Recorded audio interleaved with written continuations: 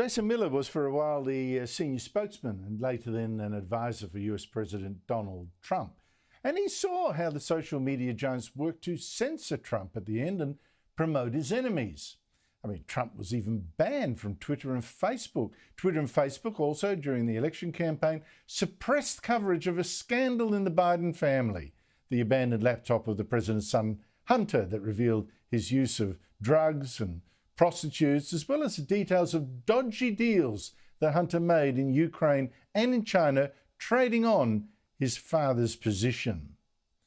Jason Miller has since founded his own social media service called GETTR, much like Twitter, and is now in Australia to attend the Conservative Political Action Conference in Sydney this weekend, and he joins me now.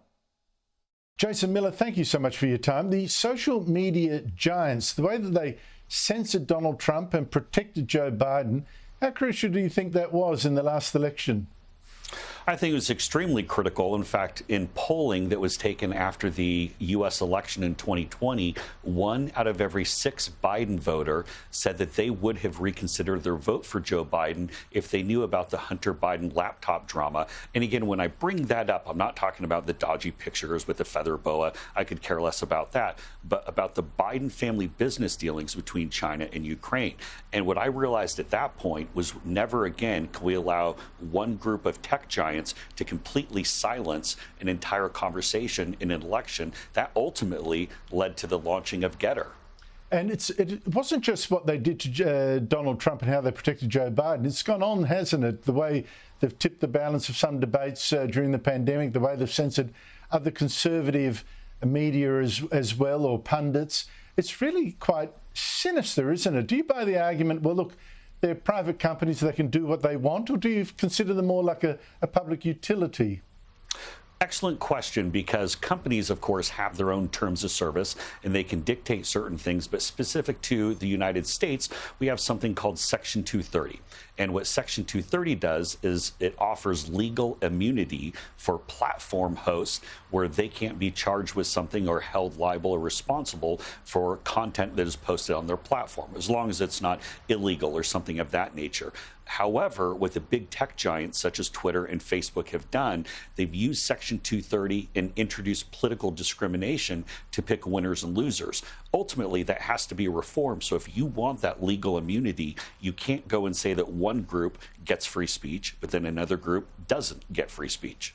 Now, as you say, you know, a lot of us whinge about the censorship and the bias and all that. It's been exposed with secret TV, secret camera reports and all that kind of thing, the bias of moderators on Twitter.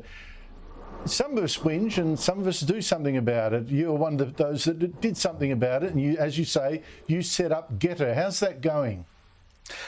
GETTR is going fantastic. We launched July 4th of 2021, our National Independence Day. And in those months after I stopped working for President Trump on his campaign, what I realized was that the issue of free speech is really a global concern. In some countries, it might be the governments or regulators. It might be a Supreme Court like it is in Brazil.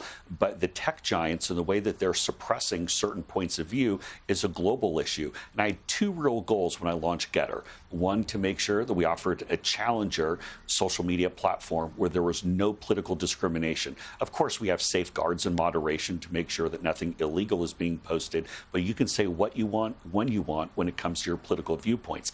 The second thing is I want to make sure this was a global platform. I didn't want just an American echo chamber, because the issues that are going on, whether it be the draconian lockdowns here in Australia, which, by the way, I do not know how you folks were able to survive that. That was pretty egregious, probably the worst in the entire world. But it might be politics in the United States, or it might be the origins of the Wuhan virus in other parts of the world.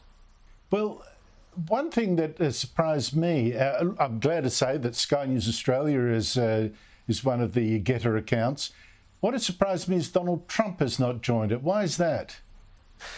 Well, I'm hoping that President Trump joins GETTR soon, and if he does run for president in 2024, which I believe that he will, I think he will ultimately join GETTR, as it'll be to his benefit to be on as many platforms as possible. So prior to launching, I put forward a pretty good deal, pretty lucrative deal for President Trump to join GETTR. Unfortunately, someone else came along and offered him a better deal, so he launched his own platform. Although I will say that GETTR is still out in front. We're at about 6.5 million users, so we're a few million users ahead of where President Trump is.